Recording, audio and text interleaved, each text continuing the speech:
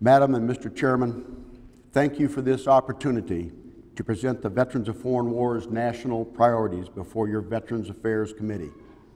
And congratulations on your respective chairmanships. And we look forward to working with you and your staff in the 112th Congress.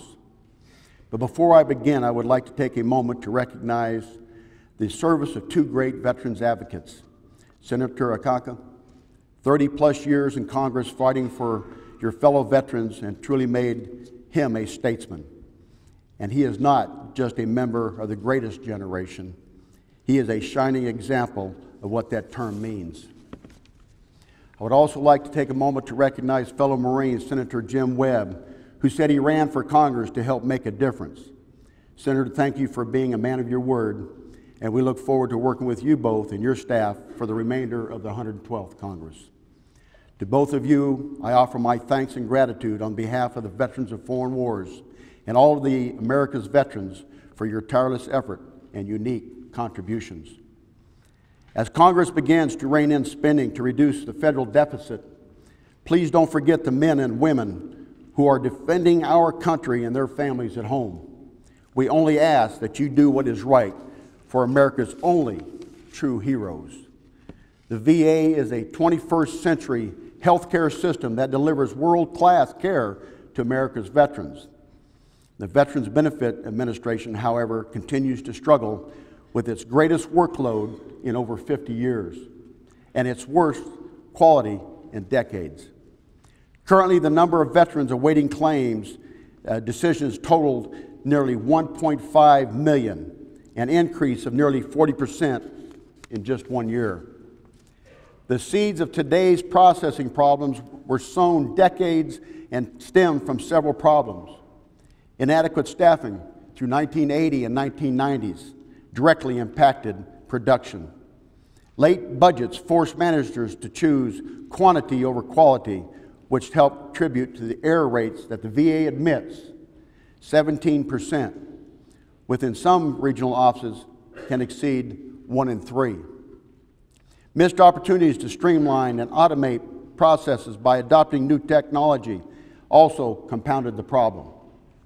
And political leadership inside the VA and OMB administrations of both parties decided not to address the IT or staffing requirements within the Veterans Benefits Administration. The VFW is working with the VBA at many different levels to reach greater efficiency and quality and rating quality. Our goal is to help them improve their claims processing without harming veterans and to achieve a win-win solution for everyone. We have monitored recent VA initiatives over the past 18 months and provided crucial assessments where warranted and public encouragement when necessary. We have also collaborated with the VA and others in an unprecedented ways to ensure that these initiatives effectively and efficiently address the needs of veterans and their loved ones. The Veterans Health Administration anticipates 8.5 million veterans in their system this year, with more than 6 million of them receiving some type of individual care. That number has doubled over the last decade and will continue to rise. According to the recent VA statistics, more than 625,000 Iraq and Afghanistan veterans have sought VA care out of a pool of around 1.25 million. The number of women serving in uniform far exceeds any previous conflict, and they serve in roles that increasingly expose them to the risk of combat, injuries, and death. Approximately 214,000 women serve in the military today, with more entering every year. The VA estimates that more than 40% have already enrolled for health care. They expect that number to nearly double in the next 20 years.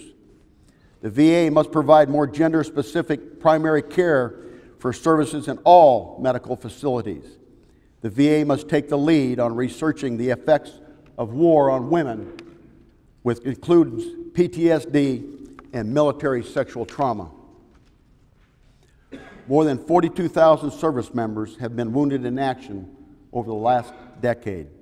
But that number does not include those suffering from invisible psychological wounds. Veterans who suffer from traumatic brain injury and other cognitive impairments are often in difficult situations, since the effects can be both severe and not immediately obvious. The Veterans of Foreign Wars believes that creating a baseline to measure the effects of IED explosions and other concussive events will help to identify and treat those with such injuries. The VFW also firmly believes that Congress must continue to provide necessary funding to ensure that those who seek help receive the best care available. And we urge the Department, or the Defense Department and the VA to increase their efforts to help destigmatize mental health counseling. And we are very encouraged by military leaders who continue to speak out for personal experience that it's okay to seek mental health assistance.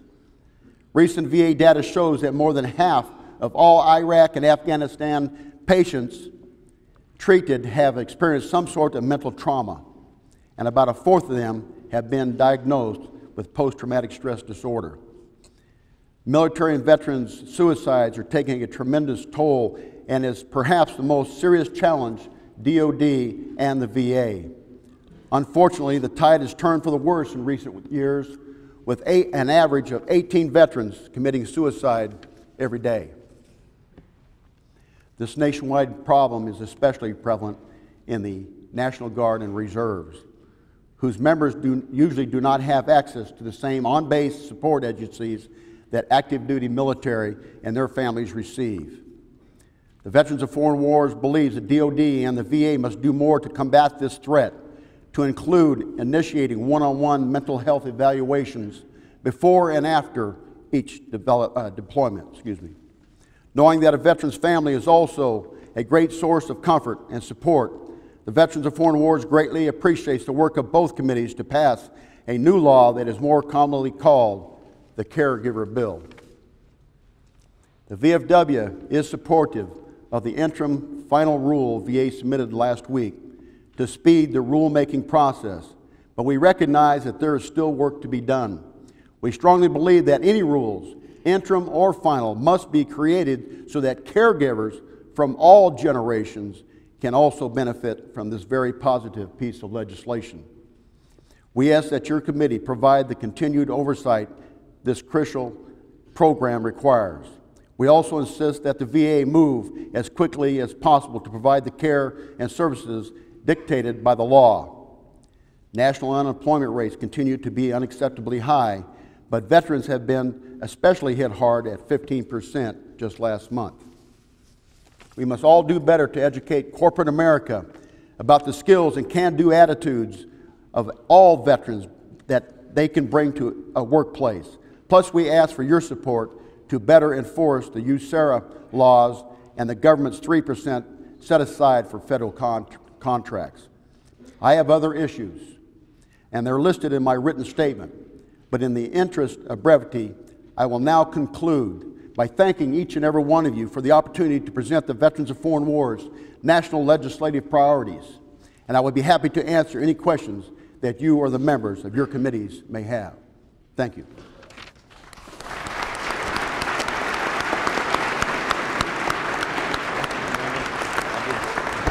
We'll see you in the trenches. Yeah, I'll see you.